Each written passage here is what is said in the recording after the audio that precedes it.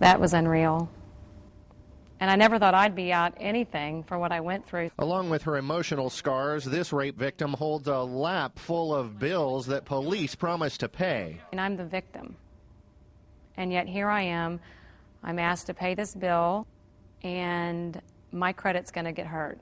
A 44-year-old single mom, she was attacked in her own bed by a 15-year-old friend of her son. When you awake from your deep sleep and you realize who it is, it's like, oh my God, this isn't happening. Now she can't believe this is happening to her and other rape victims across Texas. Denial letters saying the victims have to pay up for giving police the evidence they need to arrest the rapists. It's not fair to women. It usually starts here with the rape kit. Specially trained nurses have to gather evidence, and every hair, body fluid, or piece of clothing goes into each envelope for lab testing.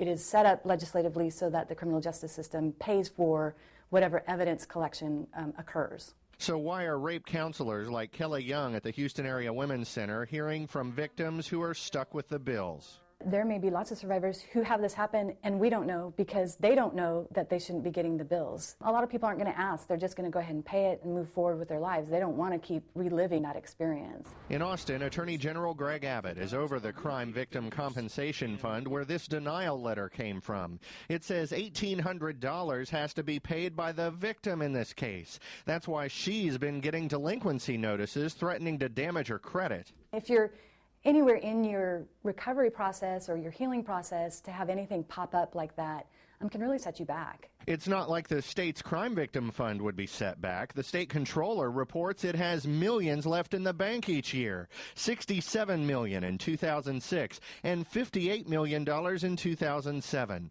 Most of that money coming from criminals, the fines and fees they're required to pay when they're caught. In 2007, nearly $99 million was paid into that fund. Lots of money when victims are being told their expenses from being raped will not be covered.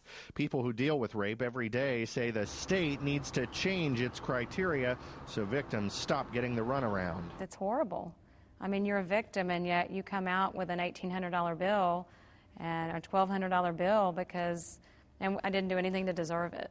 A spokesman for the Attorney General told us that Crime Victims Compensation Fund, the one with the surplus each year, would actually be insolvent if very strict criteria set up by the legislature were not being followed in deciding what to pay for each victim.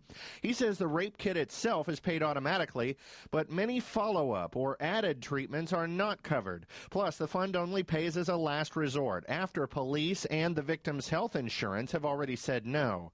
But at Houston's Rape Crisis Center, Young says if the state and local police don't work it out to make sure the bills are paid, women will just keep getting victimized by the system, too. They're not dotting the I's and crossing the T's to make sure that that one person who was victimized does not have to relive it 6 months later because they get a bill.